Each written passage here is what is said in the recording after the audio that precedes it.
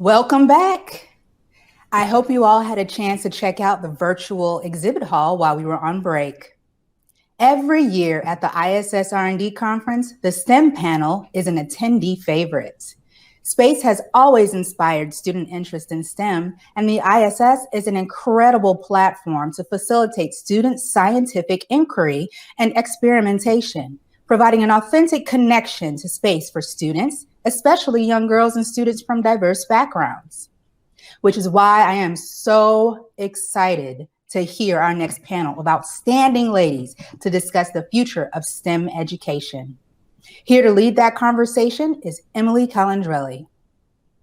Emily is the host and co-executive producer of the hit Netflix series, Emily's Wonder Lab.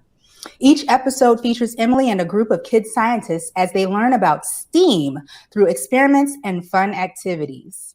Emily is also an executive producer and Emmy-nominated host of Fox's Exploration Outer Space and was a correspondent on Netflix's Bill Nye Saves the World. Emily, who was named to Adweek's 11 Celebrities and Influencers Raising the Bar for Creativity in 2017, is also an accomplished writer and speaker on the topics of space exploration, scientific literacy, and equality. Her chapter book series, The Ada Lace Adventures, centers around an 8-year-old girl with a knack for science, math, and solving mysteries with technology. The third book in the series, Ada Lace, Take Me to Your Leader, was part of the initiative from NASA and CASIS, Story Time from Space, where the book was launched into space and read by an astronaut aboard the ISS to an audience of kids.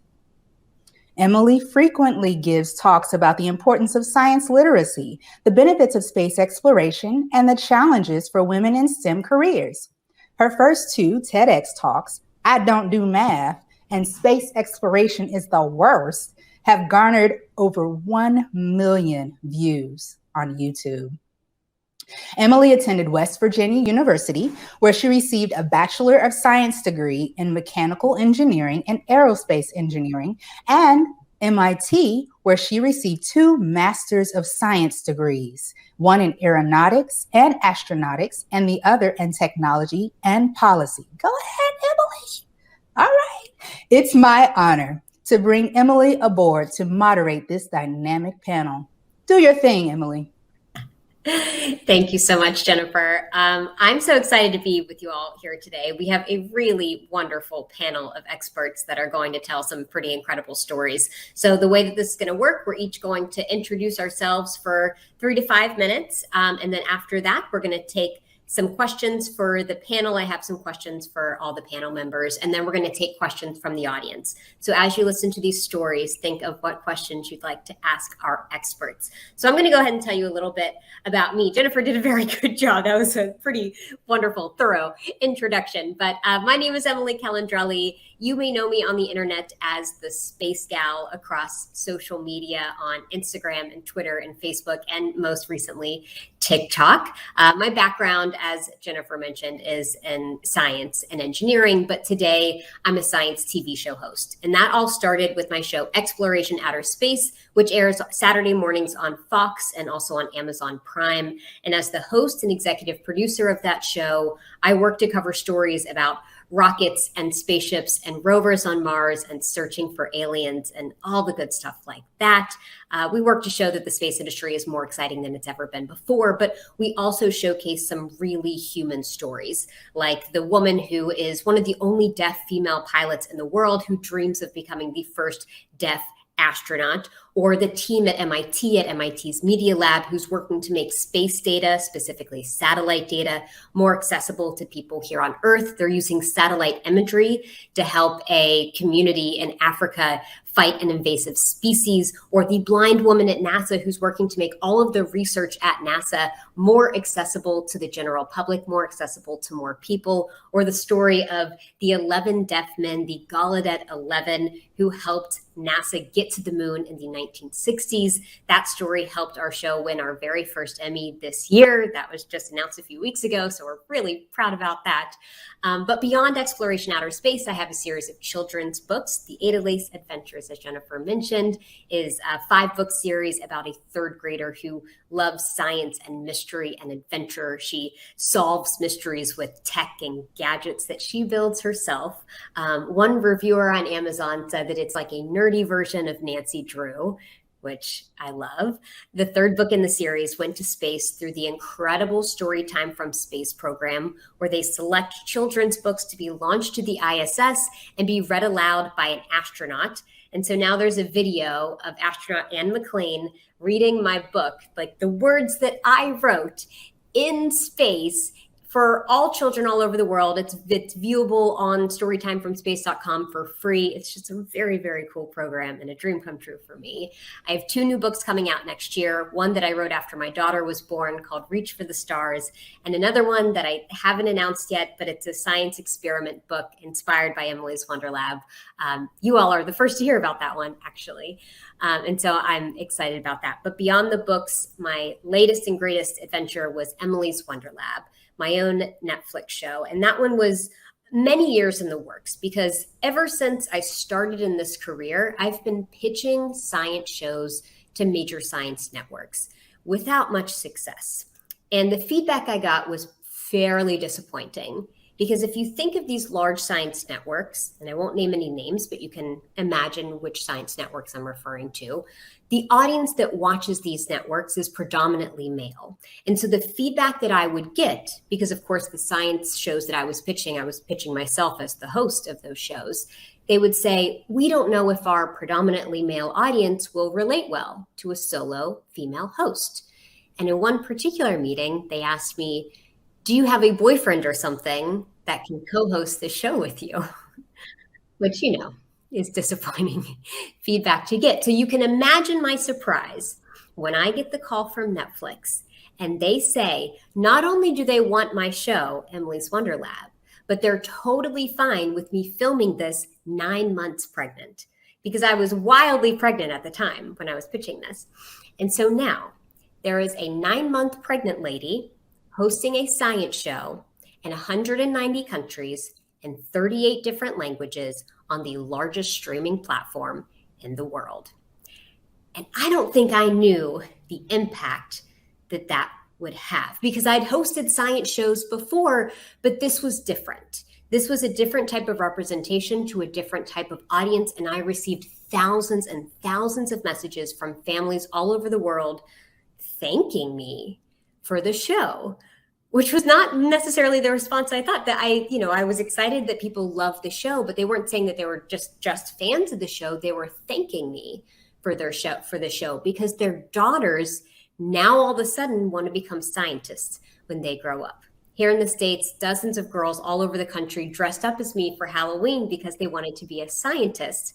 Some of them even added a pillow in their stomach so that they could be pregnant to look like a scientist. And so anyways, it's just a story of how powerful representation can be. And I know we're going to hear a lot more stories about representation and the power of it on this panel. So thank you so much for having me. And I'm really looking forward to hearing the stories of the other panelists.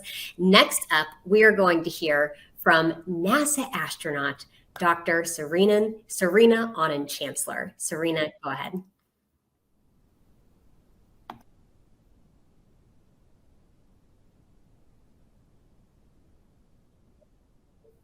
Oh, Serena, I think you're muted. My fault, everyone. See, the astronaut's the one with the technical difficulty here after all the instructions, and I failed to unmute myself. We'll start again. Good morning and good afternoon to everybody out there. I'm so happy to be with you all. Thank you so much, Emily, for the introduction and really for telling your story. I love hearing stories from other women and how their career path went and the challenges that they had.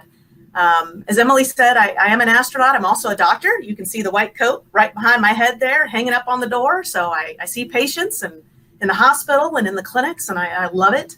One More recently, I spent almost 197 days on board the International Space Station as part of Expedition 56 and 57. It was quite an honor to be up there. Emily told you about Storytime from Space, and I remember reading books from space. And let me tell you, there's nothing cooler than being able to float and read a story to everyone from space. It was one of the neatest things I did up there. But for a lot of you watching, you look at me and what I've done and where I am, and it almost seems like an impossible journey. And it's not. I started just like each of you as a student, as a learner, as a young woman, maybe not knowing what her career path was and how to head and what direction. I will tell you, I was thrilled and just loved to learn about space as an 8-year-old girl. And I grew up in a family of 4 girls. So it was in my family, my father was a professor in engineering, and excellence was expected from the beginning. So for me, it was really neat when my father and my mother saw me watching NASA space shuttles launch over and over. They sat down and said, "Do you want to work for NASA?" I said, "Absolutely. I have no idea how to get there, but I think that's what I want to do." And so they supported me from the very beginning. That led to some interesting situations. So my father, being an engineer, put me in engineering camp, and I was the only girl. So I cannot tell you how it was a little uncomfortable being the only girl, amongst 12 other boys sitting in engineering camp. But after a while, that really became the norm for me. And so I got used to it. I worked my way through school, always with the goal of working for NASA, perhaps becoming an astronaut. I'll be very honest, early on, I didn't think I wanted to be a doctor and wear that white coat that you see behind me. I had no idea that was in my future. I started off as an engineering student in college, and then I changed my mind halfway through. I went pre-med. And so I say that because for those of you in your undergraduate education or whatever level of education, it is okay to stop and change your mind if something else feels right. And for me at the time, I loved my engineering degree. I completed that degree, but I wanted to go to medical school after that and learn how to be a doctor. Medical school seems like a lot of years of training. It almost seems impossible, and it will take forever. I will tell you those years fly by, and I will tell you that you have plenty of time.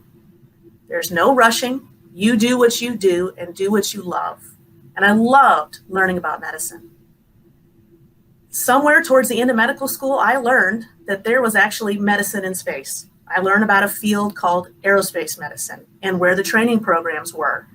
And I remember the day I stood there and called those programs and I said, "Hey, how many people do you accept every year?" And they said, "We take 1."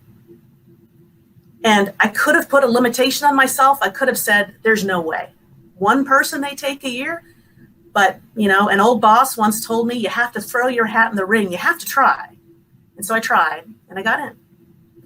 And that sort of started my journey in the field of medicine and aerospace medicine. And I began working for NASA as something called a flight surgeon. A flight surgeon is a physician who looks after astronauts and their families.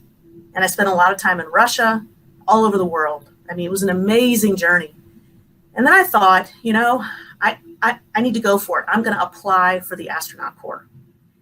And I can't tell you, besides my family, who was very supportive, and my close friends who always knew that I would accomplish whatever I set my mind out to do, there are a lot of people who like to tell you how hard things are and how difficult it will be and what the odds are and the percentages that you will achieve or not achieve. And you really have to shut those people out, almost put on earmuffs, because you know your own truth. You know what you're capable of.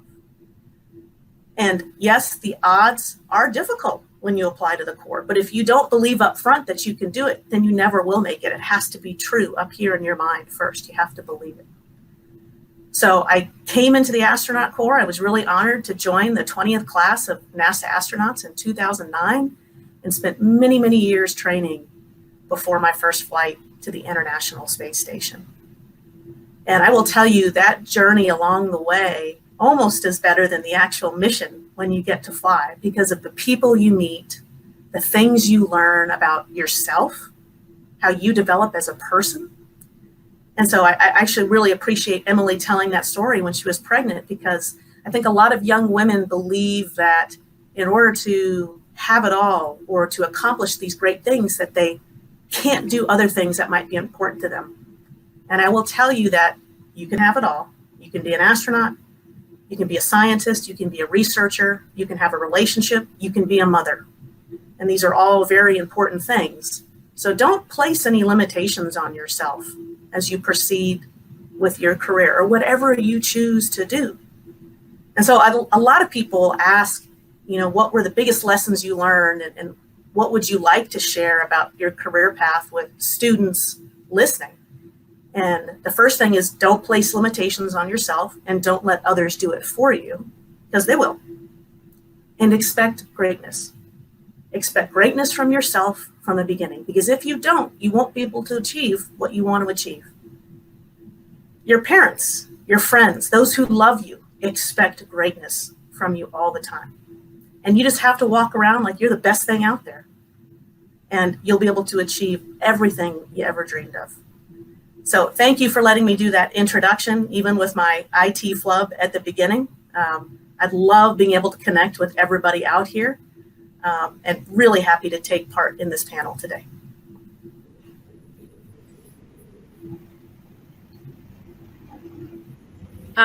Thank you so much. That was just like a book of really good life advice. Expect greatness from yourself. Serena, thank you so much. That was so good.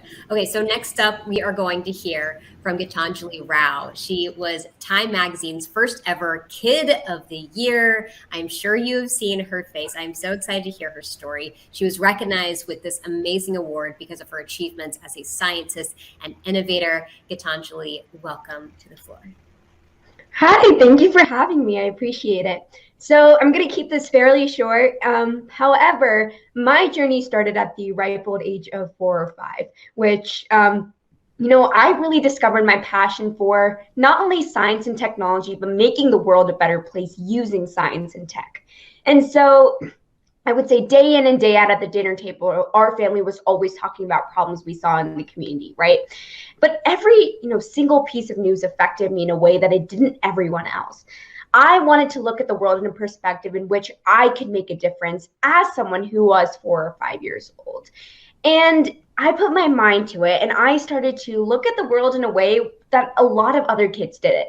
And that's what I do to this date. I use science and technology as a catalyst for social change to help solve global problems. So since then, I created a device to help detect for lead in drinking water, another one to help diagnose for prescription opioid addiction, and a tool to help detect and prevent cyberbullying at an early stage. And the list goes on and on and on. But that's really where my journey of innovation started, looking at simple problems around me and trying to take simple solutions and make them into reality as well. So beyond that as well, I started to recognize that our society saw science and research separate from bringing awareness and advocating for solving them. But I saw a need to combine the two.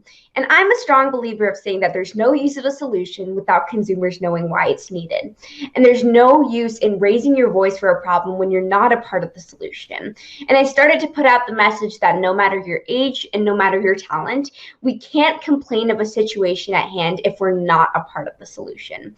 So I started to take action, because while I tried different solutions to the best of my ability and the resources that I had, I recognized that one person can't do this alone. I shared my process with students across the world to start their own journey in the form of innovation workshops, which I run to date. There are many problem-based learning resources, but I wanted to introduce students in schools to simple tools and step-by-step processes that we can use to solve global problems. We deserve an education system where we're not just judged by our ability to memorize concepts and give an exam that shows our knowledge. We'd like to apply what we've learned and use our talents and creativity to influence society. So this led me to organizing my thoughts and documenting a step-by-step process that all students can use. To date, I have worked with about 50,000 students across 26 countries, 5 continents, and have conducted about 325 workshops. And the numbers are only going up from here, which is very exciting. And beyond that too, what I was provided the opportunity to do was write a book. And for the other thousands and even millions of kids that I might not be able to reach out to firsthand, I wrote a book called A Young Innovator's Guide to STEM, which outlines my process as well as gives students more than just inspiration. It gives youth real world ways to, put their ideas out there and tackle global problems, even farther than what a science fair does. It takes your ideas and brings them to reality. So I guess looking back at my journey, it's been a fun ride and opened my eyes to many new truths as well. And I think a very long lasting message that stuck with me is that recognitions come with responsibility. And that's something I look back every single day. So I hope by being here, I'm representing everyone from every walk of life to share that we can do it too, right? We see people around us and decide that a job isn't for us or we can't do it. But you make that choice for yourself and be what you want to succeed and help others. And the blood, sweat, and tears are real and are needed to make a difference, even if they can never be seen. But we all come out of it stronger. And if we have a goal to use the resources around us and our talents to alleviate problems in society, that is success. And to me, success is making a difference in one other person's life by our actions as well. And when we think about it, I personally am proud to say that I've failed more times than I've succeeded. Because no matter how much good happens, every change maker, every innovator, and no matter how pretty, quite literally the magazine cover is, everyone has their own ups and downs. And it's a natural part of the process. And it's something that shouldn't be stigmatized. So I'm going to end this off with a story and then hand it back over. A few years ago, a kind lady sent me pieces from her Monopoly game in the 1950s. And she wrote me this letter that reminded her of the time when she was young and she couldn't take a class beyond Algebra 2 just because she was a girl. And she worked as a cleaner in a biolab for years and years in order to acquire knowledge and eventually become a scientist. So the reason I always love to share that story is because it shows us that we've come a long way, but we still have so much more to do when we look ahead. So I hope that with my work, I'm putting together a future of innovators and change makers who can allow us to walk into a better tomorrow together. So thank you so much for your time, and I'll hand it back over.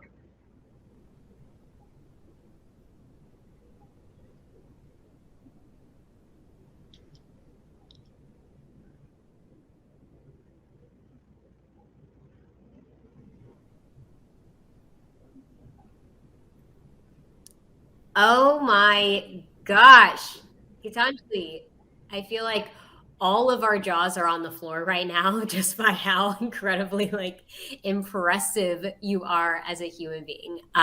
Thank you so much for that. There were so many good nuggets of insight. With recognition comes responsibility. I mean, the fact that you acknowledge that and you take that so thoughtfully, that is so incredibly impressive. The thought about failure and how failure is so important, I absolutely agree. I feel like if we're not failing, we're not trying hard enough. Thank you so much for that. You are absolutely amazing. So next up, we are going to hear from Rihanna Munjan, a mechanical engineer who's passionate about all things STEAM, space, and slime. And I suspect we're going to hear a little bit more about our resident slime and space expert, a little bit more about the slime. So go ahead, Rihanna.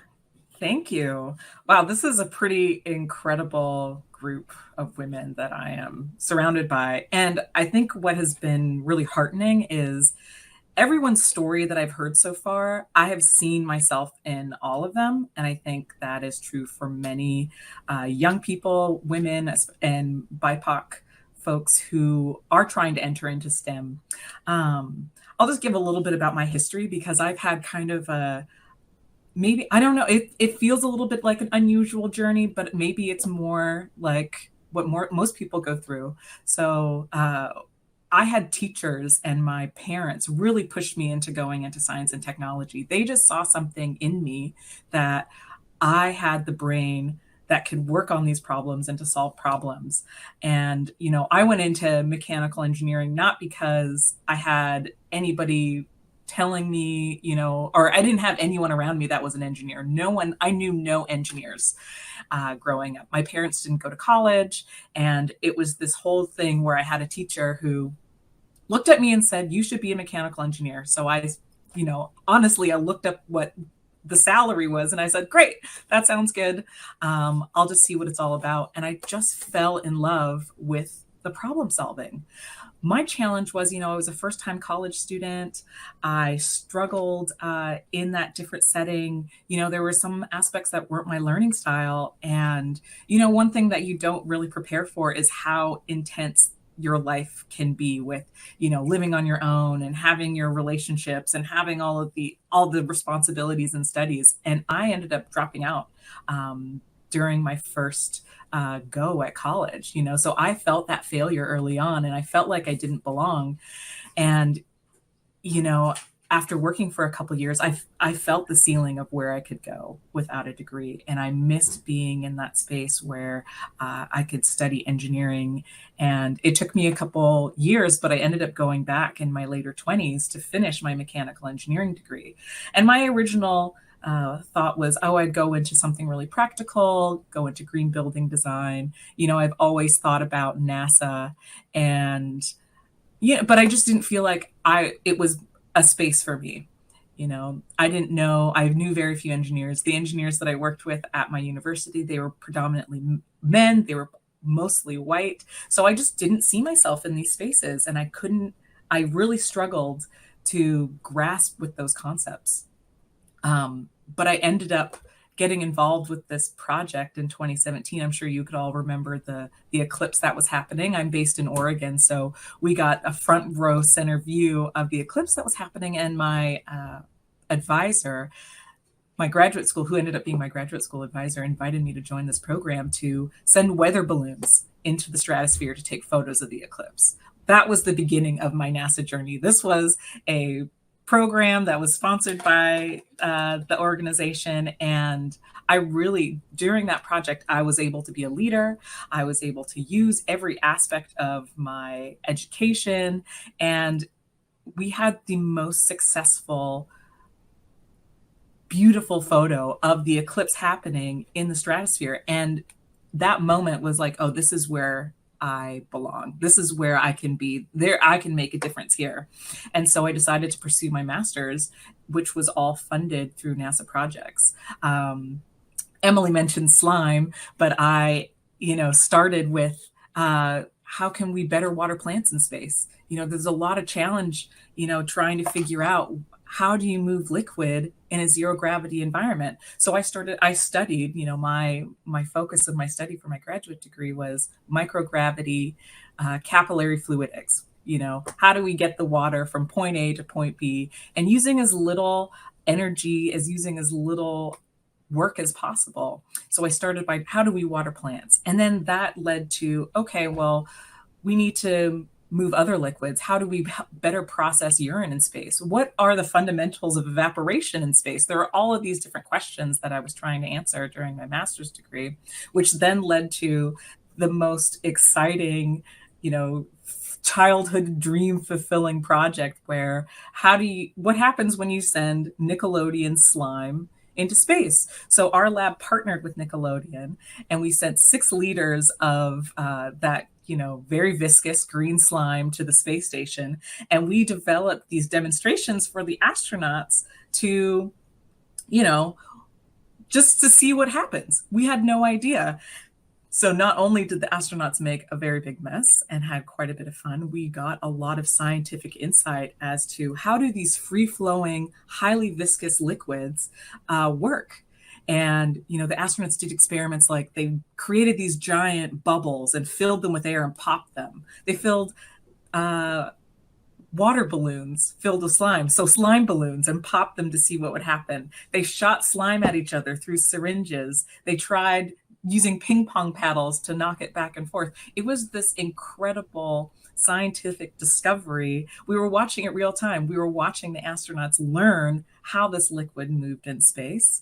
And we were learning all of these new properties. It was just the fundamental of scientific discovery, which was just incredible to be a part of. And that wasn't the end for me, because then we took all that material, we took all of this great fun footage, and I was able to host a children's program for Nickelodeon, walking through the science of slime in space.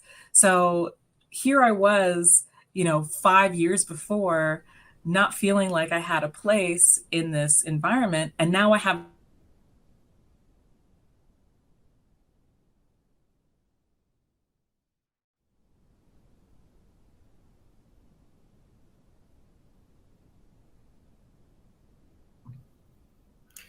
Well, it looks like we lost Rihanna there for a second. Oh, I think she might be back. Okay, let's go back to her. Sorry about that. It seems like my internet, I'm also having technical difficulties. Serena, you and I are, we're kindred spirits today, I guess we could say. But anyway, I mean, as we keep moving forward, like as I move forward through this journey, I realized how important it was, how important representation was. So not only did I get to be a part of these projects, I made it a priority to put myself in these spaces so people could see what an engineer could look like. Because I think it's really important for young folks, maybe not even young folks, maybe folks who are just wanting to return or do something different, they can see what an engineer can look like and it looks like them. So that's why I'm so excited to be a part of this panel of women who are showing who it is, who's doing the work and who's making it happen. And the fact that we need more of y'all in these spaces. So hopefully you heard the end of that. I'm really excited to talk more about it and learn more about our panelists. Rihanna, thank you so much. That's such a powerful story of like fighting your way into these spaces where, people have been historically excluded and now providing that same representation that hopefully other people will see themselves in one day. It's really wonderful. And also the Slime in Space is such a great SciComm example because it seems at first like really silly and fun and eye-catching, but as you mentioned, there's hardcore science and fluid dynamics and microgravity research that goes behind it, and it's rooted in real science and research, which I absolutely love. So thank you so much for sharing your story. Next up, please welcome Sayaka Umemura, an engineer at the Japan Aerospace Exploration Agency, also known as JAXA. Please welcome Sayaka. Thank you very much for your introduction, and it is a great honor to be in this great, amazing panel. I'm a coordinator of the Space Life Science Experiment. Now I'm in Norfolk, Virginia, for preparing the cell biology experiments to be launched on Energy 16. You can see in my back that there are some labs. So after this panel, I will go back and start preparing for them. Actually, the space and biology are my favorite interests since I was a very small child. So I'm very happy to be working in this STEM job. And a lot of women play active roles in the life science experiment in space. Actually, contributions by many women are indispensable for the success. 70% of my team is women. It's amazing. And actually, I love space experiments. So to share my pleasure about the space experiment, I've made a lot of leaflets to explain about the results of space experiment and held workshops for Japanese communities. And actually, I've been involved in the collaboration with Asian countries, and we learned a lot from the collaboration with the international cooperation worldwide. Not only myself, I'd like to introduce about JAXA STEM project. So I have some front side. Yeah, thank you very much for showing that. So next, please. Today, I'd like to introduce the 3 JAXA projects. The first one is Kibo Robot Programming Challenge. It is held with JAXA and NASA cooperation. And it's an annual programming competition for Asia Pacific students. This program uses onboard robots, NASA's Astrobee and JAXA Innovo. In 2020, more than 1,300 students from 7 countries and regions participated in the competition. The finalists experienced robot control on the ISS with their own programs.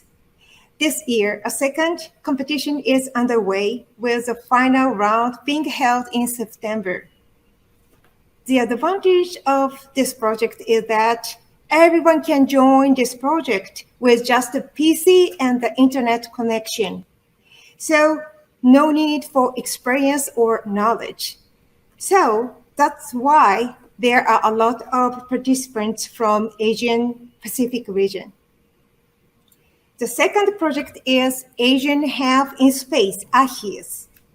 Recently, we launched Asian Health to the ISS with SpaceX 21 and 22, and that includes 2 missions. The first mission is for scientists and students. They will analyze basals grown on the ISS. And mission 2, that is for students in many countries. 12 countries and regions have participated in this project, and they will grow the seeds returned from the ISS.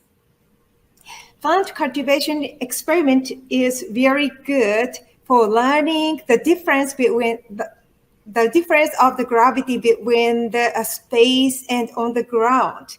So it will fit and it will show the difference and the space to the Asia Pacific region students.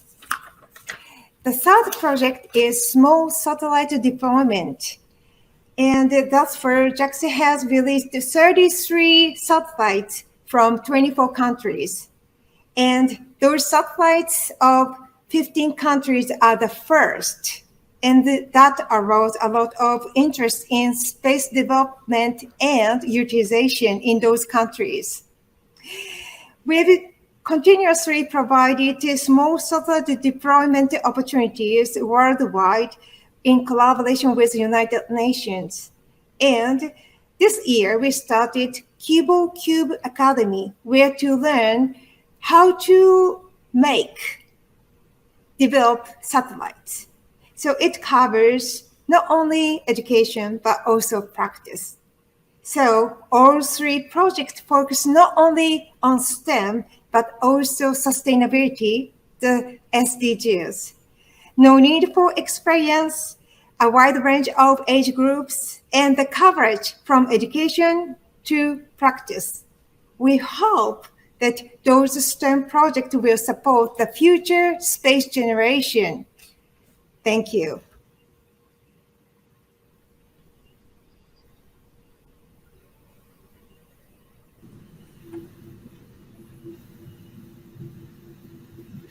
All right. Thank you so much, Sayaka. That's really wonderful. So now we're going to ask a few more questions of the panelists, and then we'll take audience questions. So think of any questions that you may want to ask the panelists. But I'm particularly interested because it sounds like a lot of us overcame a few challenges to get to where we are today, and people who may be watching may be thinking, how can I do that? And I think all of us would agree that you don't get here by yourselves. It's often you need some sort of support network. And I wanted to ask you all what specific programs or organizations or whatever it is, what do you think helped you get to where you are today? And just to give an example for myself, for me, I'm from West Virginia. I'm the first person in my family to pursue a degree in STEM. I felt like I didn't know what I was doing. And for me, my NASA space grant at my university was incredibly helpful to me in terms of helping me figure out what opportunities were out there, what internships were available, what scholarships were available to help me pay for college, what research opportunities were available to help build my resume. They were like a one-stop shop to figuring out how to stack my resume to look good for future applications for anything else that I was going to do. So check out your NASA space grant. Every state has their own. But yeah, if anybody else wanted to chime in, maybe I'd start with Dr. Serena Anand-Chancellor. Is there any specific programs that you would recommend to the future generation? So yeah, great question. I will tell you what I did just to start, and that's I really tried to find mentors and listen to people that I could identify with. Someone that I could look at and say, okay, wow, I can do that. That person kind of seems like me. And sometimes it was a woman, and sometimes it was a man, but it was also someone willing to listen to me and answer my questions and, talk to me about their research or their science or whatever it was that they did. And so the advice I give the advice I give to students is, hey, bother the people where you love their work, where you say, wow, I really want own my own lab. I want to run my own science. Bother them and ask them about their research. But I really try and push experts in the field to share their time. And so for me, I love that you mentioned the NASA space grants, because that is a great way to get involved. And the one thing that the COVID pandemic, from starting last year and still extending through now, has enabled everybody to do is to communicate virtually. So it is pretty easy nowadays to log on to a talk like this one and listen about the opportunities that are available, and have a little notebook with you and write those down and take advantage of everything that you can almost listen to from the comfort of your home. No matter what state you are in, NASA Space Grants is available. And internships are available through the space agency as well. And I will tell you, all the commercial space agencies that are out there now are offering internships or educational 1-month rotations and opportunities. There's more out there now than there ever has been before. Use the internet. Utilize it to search. Make those phone calls. Don't be afraid to send off an email. There are people there who will help you get to where you want to be. I totally agree. And just to promote another program for anyone listening who's an undergrad, the Brooke Owens Fellowship is for women and non-binary students who want to work in the aerospace field in any capacity, STEM, or in policy or business or communications or marketing. The Patty Grace Fellowship is a very similar fellowship, very prestigious fellowship for Black students who want to work in the aerospace industry. And these are just incredible communities of people to help lift you up in the space industry and the aerospace industry. Does anybody else want to speak to any programs that they would recommend to the younger generation? I can say something here. I definitely think the biggest way that I benefited was programs like STEM Scouts, which actually got me involved in science and technology at a very early age as well. And I know one of my personal favorites was the space unit. And we were talking about this earlier, but I remember being fed like all sorts of things with water mixed in, because apparently that's what it tastes like in space. And it was like when I was in 6th or 7th grade too. So that was probably one of my biggest starting points. So it's, a smaller branch of Boy Scouts of America. It's an incredible program for anyone interested in scientific topics, but sometimes just don't know where to start with them. And so we've done everything from, magnets to light to space to robotics. And every year we just always do something different. And I'm still part of STEM Scouts to this day. So is my little brother, who's 8 now. So that's definitely one of the biggest programs that got me involved in the world of science too. Great. And I Sayaka? have the one, yes, that when I was a university school student, I was dispatched to the ISC under the JAXA Student Dispatch Program. It was great experience for me because I could hear a lot of presentations about space. But not only that, I could have talked with students, like-minded friends, intensively about space. That led me to the space field. So the communication with the people who share the same dreams is very important. And there are a lot of programs provided by NASA and JAXA. So like as I explained about the robot programming challenge or the small satellite deployments, a lot of those programs are there. So please try to access to those programs. The only thing that I'd like to add, because I don't know any of specific programs, it was to find cheerleaders for who for you. I had a lot of cheerleaders throughout my tenure, and every time that I would go and meet with them, they would have all of these opportunities.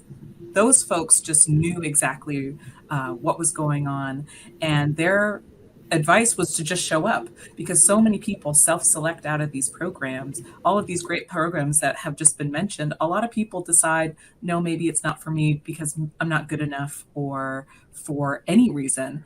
And I think just taking the time to show up, maybe it's not for you because you're not interested, but listening to the people that are in your community, trying to form that community, and just trying to take advantage of what the folks are steering you towards. I love that message of like, don't count yourself out, because so many of these things, we have this imposter syndrome of thinking that we're not qualified to apply for the thing that we would like to apply for. But in reality, those things, the only people who win are the ones who show up. And so I think that we all have this misunderstanding of how these things are awarded, because you count yourself out before anybody else can, because that fear of rejection can be so overpowering. Now, Sayaka, you've had the opportunity to work with JAXA and NASA. Can you speak a little bit about what that's like, maybe how the two agencies differ, and the importance of international collaboration when it comes to space exploration? Well, thank you for asking. It was amazing experience. I felt the same point is that everyone in space field loves space and is proud of our jobs to be related to the ISS and the benefits for humanity. Actually, that I felt like all space people are just one team with us. And I felt the different point is in the United States, there were a lot of female managers. I was so inspired how excellent and proactive they were.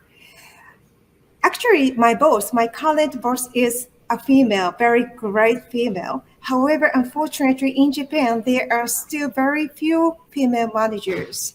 So in the future, with the increase of the numbers of female managers, I hope that will be the more diverse discussion. Thank you. We now have a few audience questions rolling in, and one is, how do I find a mentor to help me with my career? And this is something that I've definitely struggled with throughout my career. I didn't have that many mentors when I was younger, and I think part of it was I was always I felt like I was going to be bothering somebody to ask for advice.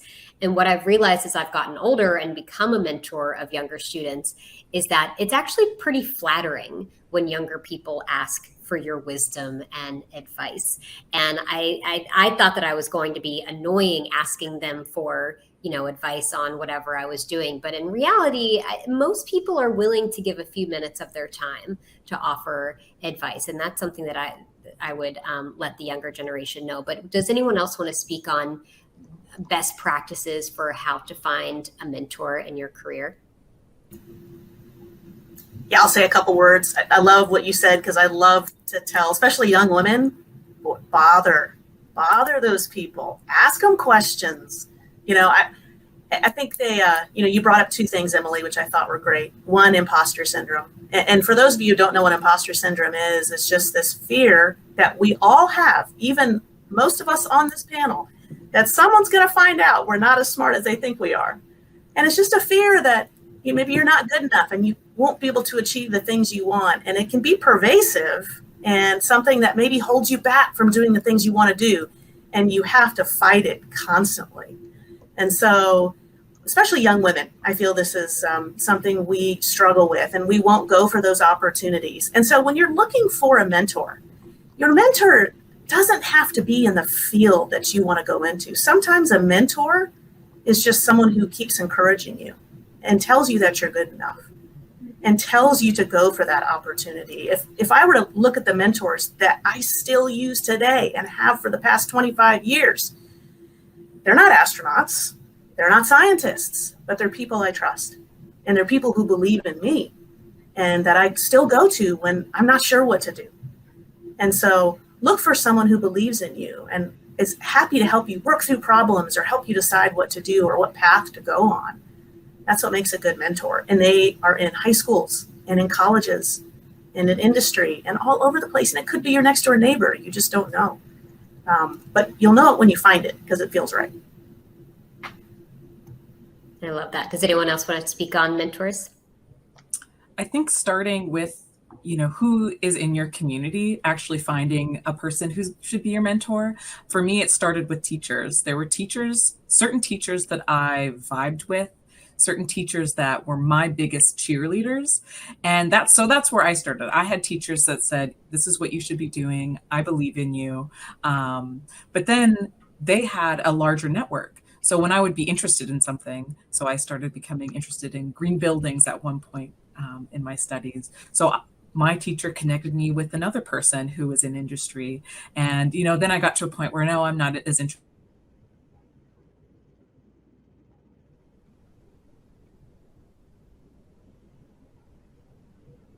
Looks like we lost Rihanna for a second there. But yeah, does anybody else want to speak on mentorship? Well, I will talk about the mentorship. In JAXA, we have established the women mentoring system, actually, and it is very good, not only mentoring, but also we have the online meetings with the people about the child rearing. And it is now we can have the online communication, so it is easier to get mentors. And the important thing, I think, is to show your interest to everyone, your mother, your teacher, everyone, then they will connect you to the other person. So I think at least I welcome to be a mentor, because with mentoring, we can learn from them too. So please don't be awkward. That's my message. I love that. And also, like, the main takeaways here are, don't be afraid to bother somebody, because generally they're totally fine with it. And make your passions known, because the network that Rihanna and others mentioned is that's the best part of mentorship, is that mentor probably has friends throughout the industry that they can introduce you to. So yeah, not being afraid to bother people is really great. Now, this is not something that not any of us on this panel have to be convinced of, but I'm curious to hear what your answers are when you're asked. What is the purpose or the benefit of diversity and inclusion when it comes to science and technology? Does anybody want to tackle that answer or that question? Yeah, I can say something here. I guess more of like from a youth perspective too, middle school see the largest drop of girls in STEM fields, right? And I went through that experience just especially because when it comes to girls in science and technology, one, it looks, or almost, we are putting science and tech out in a way where it's almost scary. When I was introduced to, girls in STEM, I'd never seen a girls in STEM camp without, coding and robotics involved. And science was portrayed in a very, very terrifying way to me. And so really how I think it needs to be put out there is in the format of how can it be used to solve global problems? And right now we're not taking into consideration that's like half the world's population, which is all women, right? And right now, more than ever, we need to maximize innovation and creativity, which means every woman, every person of color, every youth out there, and everybody can make a difference in our daily lives. It's really just putting that message out there for people to want to do that. And the first step to do that is, one, putting out science in a manner that everyone can start to love it. And secondly, showing other girls role models in the field and putting out more more diverse examples out there, right? Even like on the media, we've all kind of grown accustomed to the specific example of what a scientist is. And again, we've been talking about Emily's story about her show, which my brother loves, by the way, but is her show of doing it pregnant too, and how a lot of other girls across the world would put pillows under their shirts and things like that. And similarly, that's the idea that we need to get across, right? Is the fact that not every scientist out there has, frizzy hair, wears sunglasses and has, or not sunglasses, glasses and has pocket protectors, right? That scientists can be anyone. Anyone can be an innovator. Anyone can be a change maker. It's really just how we put that message out there. I have a pretty funny anecdote. Hopefully my internet holds out. So my part of my project, so not slime in space based, but when I was working on plants, plant watering in space, because we were so early in our designs for our hydroponic plant watering systems, we couldn't use real plants. We had to make some kind of simulated roots. And my advisor came to me, he's a white man, and said, plant roots at this level of growth act a lot like hair. And I don't know what to do. I don't know how we can simulate hair. And, as a Black woman with natural hair, I've used different kind of hair products like weaves to change my style. So I said, well, why don't we just use a weave and make roots out of that? And this man, he didn't know anything about weaves. So this was during the pandemic. So I guided him through a Google search about what weaves were and how they worked for hairstyles. And I had some in my nightstand, and I did all of these experiments at home about how they work and if it could simulate plant roots well enough. Turns out they did. So I created these simulated plants, braiding into these intricate designs, and those plants are in space. So I sent weave to space, and they've already been experimented on with the astronauts. So the astronauts have held my weave in space. And it's like he would have never come to that idea. I mean, I had to explain to him what a weave was. And if he didn't have a Black woman on his team, I have no idea what they would have done. It would have been not nearly as good and not nearly as funny as me sending weave to space.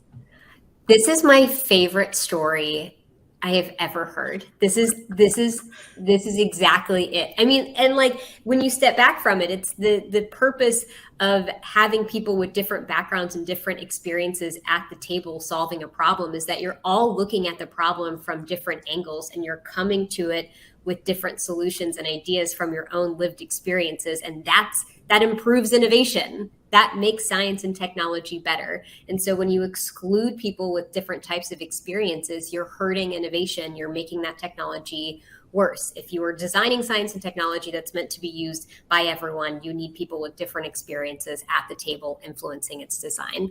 And I think that is just the best, most perfect, memorable story to drive that point home.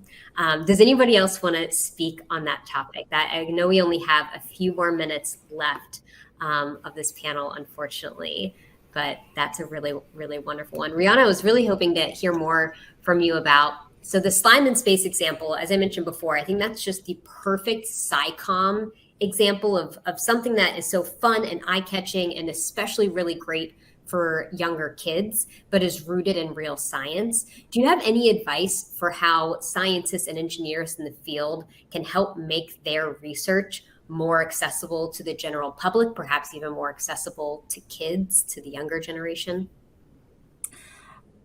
I think the biggest takeaway that I learned from that project, and so part of the program is I had a group of scientists, of younger kids working with me. And I would ask them, okay, so what do you think is going to happen to the slime when the astronauts do X, Y, and Z?